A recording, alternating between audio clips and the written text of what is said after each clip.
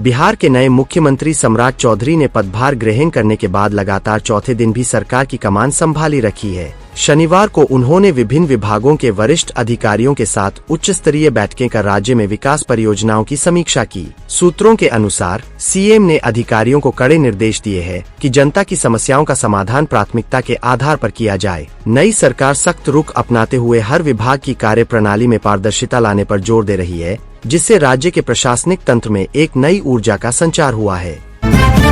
बिहार के मुख्यमंत्री सम्राट चौधरी को जान से मारने की धमकी देने वाले आरोपी को अहमदाबाद ग्रामीण पुलिस ने गिरफ्तार कर लिया है। आरोपी शेखर कृष्णा यादव बिहार के बांका जिले का मूल निवासी है और गुजरात में ट्रक ड्राइवर का काम करता है। उसने 14 अप्रैल को सीएम के एक करीबी सहयोगी को फोन करके धमकी दी थी कि वह सीएम को गोली मार देगा। पुलिस ने सर्विलांस की मदद से उसके लोकेशन का पता लगाकर उसे मेहसाना के पास से गिरफ्तार किया और बिहार पुलिस के हवाले कर दिया। बिहार सरकार ने राज्य के दोनों उप मुख्यमंत्रियों विजय कुमार चौधरी और विजेंद्र प्रसाद यादव की सुरक्षा व्यवस्था को बढ़ाने का फैसला किया है। गृह विभाग द्वारा जारी अधिसूचना के अनुसार अब दोनों नेताओं को जेड कैटेगरी की सुरक्षा प्रदान की जाएगी। इस सुरक्षा घेरे में विशेष रूप से प्रशिक्षित कमांडो और उन्नत हथियारों से लैस सुरक्षा कर्मियों की एक टीम शामिल होगी। इससे पहले राज्य सरकार पूर्व सीएम नीतीश कुमार को जेड+ सुरक्षा मुहैया करा चुकी है। बिहार के उप मुख्यमंत्री और ग्रामीण कार्य विभाग के मंत्री विजेंद्र प्रसाद यादव ने पदभार ग्रहण करने के बाद पटना में विभागीय अधिकारियों के साथ समीक्षा बैठक की। उन्होंने स्पष्ट निर्देश दिया कि ग्रामीण सड़कों की गुणवत्ता से कोई समझौता नहीं किया जाएगा। उन्होंने कहा कि कृषि प्रधान राज्य बिहार में किसानों की आय बढ़ाने के लिए सुदूर गांवों तक सड़कें पहुँचाना सरकार की प्राथमिकता है, ताकि उपज बाजार तक सुरक्षित पहुँच सके। बिहार के शिक्षा विभाग ने एडोब एजुकेशन एक्सप्रेस के साथ एक समझौता ज्ञापन MOU पर हस्ताक्षर किए हैं। इस पहल के तहत राज्य की कक्षा 6 से 12 के छात्रों और शिक्षकों को एडोब के प्रीमियम टूल का मुफ्त में उपयोग कराया जाएगा। इसका उद्देश्य विद्यार्थियों में डिजिटल कंटेंट क्रिएशन और कृत्रिम बुद्धिमत्ता AI क्षमताओं का विकास करना है। यह प्रशिक्षण चरणबद्ध तरीके से राज्य के विभिन्न स्कूलों में दिया जाएगा, जिससे बिहार का शिक्षा तंत्र आधुनिक दौर में कदम रख रहा है। बिहार के शेखपुरा जिले के सिरारी थाना क्षेत्र अंतर्गत अकोना गांव में थ्रेशर गेहूं पीटने की मशीन को लेकर हुए विवाद ने हिंसक रूप ले लिया। हवा के तेज झोंके से दूसरे पक्ष के घर में उड़कर गया भूसा इस झगड़े की वजह बना। बढ़ते विवाद में दोनों पक्षों ने फायरिंग कर दी, जिसमें 65 वर्षीय परमेश्वर यादव की मौके पर ही मौत हो गई, जबकि घायल प्रेमराज ने इलाज के दौरान पटना में दम तोड़ दिया। पुलिस ने 5 लोगों को हिरासत में लिया है। बेगूसराय के मंसूरचक थाना क्षेत्र के गोविंदपुर पंचायत के मुखिया राजीव पासवान पर अज्ञात अपराधियों ने जानलेवा हमला कर दिया। हमले में वह बुरी तरह से घायल हो गए और उन्हें अनुमंडलीय अस्पताल दलसिंहसराय में भर्ती कराया गया है, जहां उनकी हालत गंभीर बनी हुई है। घटना के बाद से पूरे इलाके में सनसनी फैल गई है और मुखिया के समर्थकों में आक्रोश है। पुलिस मामले की जांच में जुटी है और हमलावरों की तलाश की जा रही है। बिहार के मधेपुरा जिले में शुक्रवार देर रात एक बड़ा रेल हादसा टल गया। मधेपुरा से मुरलीगंज जा रही कोसी एक्सप्रेस की एक बोगी में अचानक आग लग गई। देखते ही देखते बोगी में आग की लपटें फैल गईं, जिससे अफरातफरी मच गई। घबराए हुए यात्रियों ने अपनी जान बचाने के लिए चलती ट्रेन से कूदना शुरू कर दिया। गनीमत रही कि इस घटना में किसी के हताहत होने की खबर नहीं है। रेलवे ने मामले की जाँच के आदेश दे दिए हैं। वाल्मीकि टाइगर रिजर्व के रिहायशी इलाके में 2 जहरीले सांपों के बीच की लड़ाई का अद्भुत नजारा देखने को मिला। एक ओर किंग कोबरा तो दूसरी ओर रैट स्नेक धामन के बीच जबरदस्त फाइट हुई। इस दौरान दोनों सांपों ने एक दूसरे को डसने की कोशिश की, जिसे स्थानीय लोगों ने फिल्माया और यह वीडियो तेजी से वायरल हो रहा है। वन्य जीव प्रेमियों के लिए यह नजारा बेहद रोचक रहा।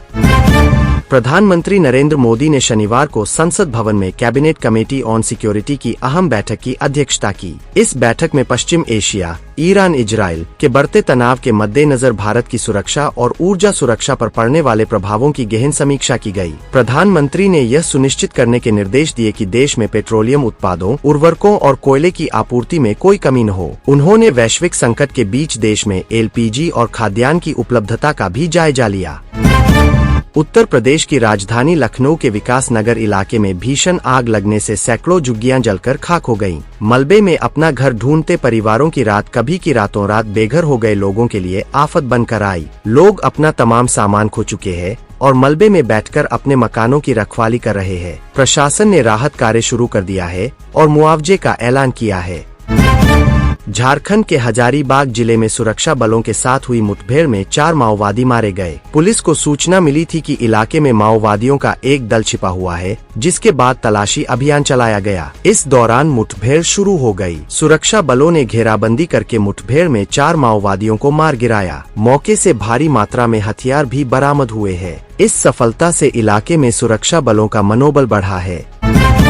कर्नाटक के यादगीर जिले के सुरपुर तालुक में एक भीषण सड़क हादसे में एक ही परिवार के 9 लोगों की दर्दनाक मौत हो गई। तेज रफ्तार कार ने एक प्राइवेट बस के साथ टक्कर मार दी, जिसके बाद कार में आग लग गई। आग इतनी भीषण थी कि कार में सवार सभी लोग जलकर खाक हो गए। पुलिस ने शवों को कब्जे में लेकर पोस्टमार्टम के लिए भेज दिया है और बस चालक के खिलाफ मामला दर्ज किया है। प्रधानमंत्री नरेंद्र मोदी ने लोकसभा में कहा कि अब समय आ गया है कि देश की आधी आबादी महिलाओं को उनका अधिकार दिलाया जाए। उन्होंने सदन से महिला आरक्षण बिल के पक्ष में वोट करने की अपील की। वहीं विपक्ष के नेता राहुल गांधी ने इस बिल का विरोध करते हुए इसे अराजकतावादी कृत्य बताया। उन्होंने आरोप लगाया कि सरकार इस बिल के जरिए दक्षिण और पूर्वोत्तर के राज्यों का नक्शा बदलना चाहती है। केंद्र ने विधानसभाओं में 33% कोटा लागू करने के लिए अधिसूचना जारी कर दी है। सुप्रीम कोर्ट ने नेशनल चंबल घड़ियाल सेंचुरी में हो रहे अवैध रेत खनन पर सख्त नाराजगी जताई। कोर्ट ने मध्य प्रदेश, राजस्थान और उत्तर प्रदेश सरकारों को निर्देश दिया है कि वह खनन के अड्डों पर सीसीटीवी कैमरे लगाएं। अदालत ने कहा कि वह इस मामले में साइलेंट स्पेक्टेटर नहीं बन सकती। साथ ही असम सीएम की पत्नी के पासपोर्ट मामले में सुप्रीम कोर्ट ने कांग्रेस नेता पवन खेड़ा को गिरफ्तारी से संरक्षण देने से इनकार कर दिया। विपक्ष के नेता राहुल गांधी ने महिला आरक्षण बिल के मुद्दे पर केंद्र सरकार पर निशाना साधा। उन्होंने आरोप लगाया कि यह बिल महिलाओं को सशक्त बनाने की बजाय चुनावी नक्शा बदलने की साजिश है। उन्होंने इसे राष्ट्र विरोधी कृत्य करार दिया। राहुल गांधी का कहना था कि सरकार इस बिल के जरिए दक्षिण और छोटे राज्यों की सीटें कम कर रही है, जो लोकतंत्र के लिए खतरा है। वहीं पंजाब के मुख्यमंत्री भगवंत मान ने ईडी की कार्रवाई को लोकतंत्र का कत्ल बताया। त्रिपुरा में Tripura tribal areas autonomous district council के चुनावों में पूर्व राजघराने के वंशज प्रद्योत देबबर्मा के नेतृत्व वाली टिपरा मोथा पार्टी ने भारी जीत हासिल की। पार्टी ने कुल 28 सीटों में से 24 सीटों पर कब्जा जमाया। इस शानदार जीत के साथ ही टिपरा मोथा ने एक बार फिर से राज्य की आदिवासी राजनीति में अपनी दखलंदाजी साबित कर दी है। यह जीत पार्टी के लिए वापसी जैसी है। पड़ोसी देश बांग्लादेश में अल्पसंख्यक हिंदू समुदाय पर हमले की खबरें लगातार सामने आ रही है। ताजा मामला ढाका के एक मंदिर इलाके का है, जहां उग्र भीड़ ने तोड़फोड़ की कोशिश की। इस दौरान एक युवक को पीटकर घायल कर दिया गया। स्थानीय पुलिस ने मौके पर पहुंचकर स्थिति को नियंत्रित किया। हालांकि वहां के हालात को देखते हुए भारत सरकार चिंतित है और लगातार बांग्लादेश सरकार से अल्पसंख्यकों की सुरक्षा की मांग कर रही है। पाकिस्तान की आर्थिक हालत लगातार खराब होती जा रही है। IMF की शर्तों को मानते हुए पाकिस्तान सरकार ने बिजली और पेट्रोल की कीमतों में भारी बढ़ोतरी कर दी है। पेट्रोल का दाम 400 रुपए प्रति लीटर के पार पहुंच गया है, जिससे जनता में भारी आक्रोश है। लोग सड़कों पर उतर रहे हैं, लेकिन सरकार पर कर्ज के बोझ ने संकट को और गहरा कर दिया है। मुद्रास्फीति इतनी बढ़ गई है कि आम आदमी के लिए 2 वक्त का खाना मुहाल होता जा रहा है।